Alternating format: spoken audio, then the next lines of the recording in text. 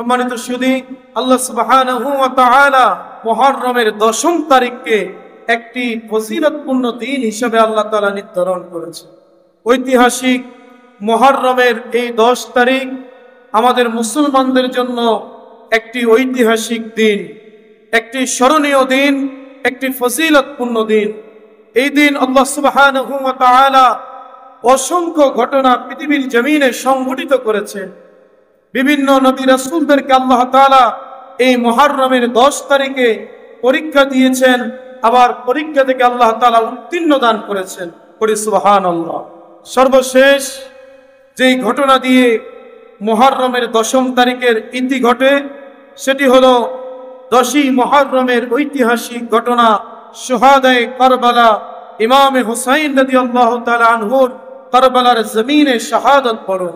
প্রিয় হাজিরিন, আমরা যারা এই যুগে সমসাময়িক, আমাদের জন্য এই মুহররম দিনটা আরেকটু স্মরণীয় করে দিয়েছে।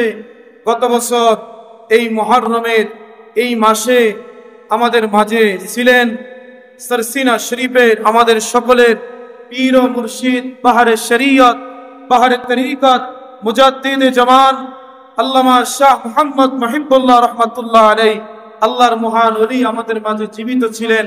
গত বছরের মুহররমের 10 তারিখে তিনি ইন্তেকাল করেন। ইন্না লিল্লাহি ওয়া ইন্না ইলাইহি রাজিউন। পৃথিবীর জমিন থেকে আল্লাহর ওলিরা, আল্লাহ ওয়ালারা বিদায়ের মাধ্যমে কিয়ামত আল্লাহ তাআলা সংগঠিত করবেন। নবী আলাইহিস সালাম, প্যারা নবী রাসূল করিম সাল্লাল্লাহু আলাইহি ওয়াসাল্লাম নবুয়তের দিক থেকে সর্বশেষ নবী, আখিরুল আম্বিয়া, ইমামুল মুরসালিন, খাতামুন নবিয়্যিন, তারপরে কোন নবী আসবে না। এটি যেমন সত্য, এই নবুয়তের, রিসালাতের এই দ্বীনি দায়িত্ব, এই জিম্মা যারা পালন করবে, হক্কানি আল্লাহর ওলিরা, হক্কানি পীর মাশায়েখরা, সরসিনা দরবার শরীফ প্রায় 150 থেকে 200 বছর এই দেশে দ্বীনের খেদমত করতেছে, ঠিক কিনা বলেন?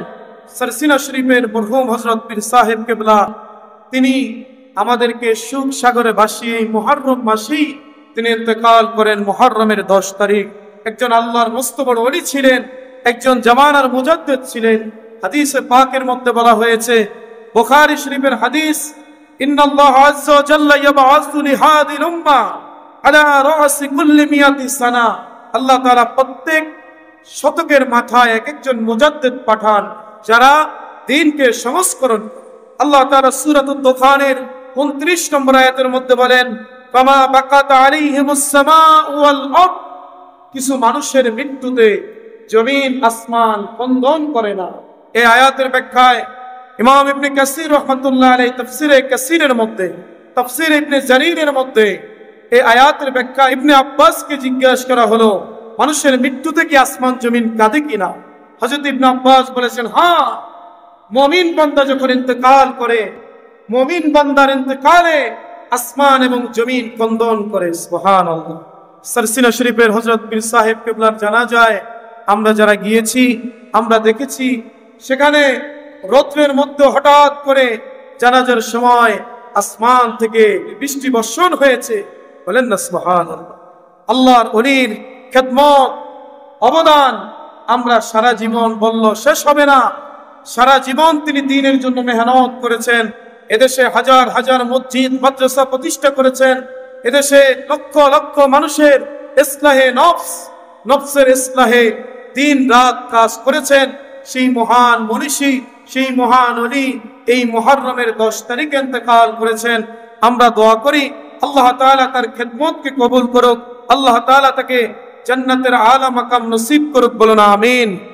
নওয়ারাল্লাহু মারকাদাহু ওয়া জাআলাল জান্নাতাল ফিরদাউসা মাসওয়াহু। পড়ি আমিন।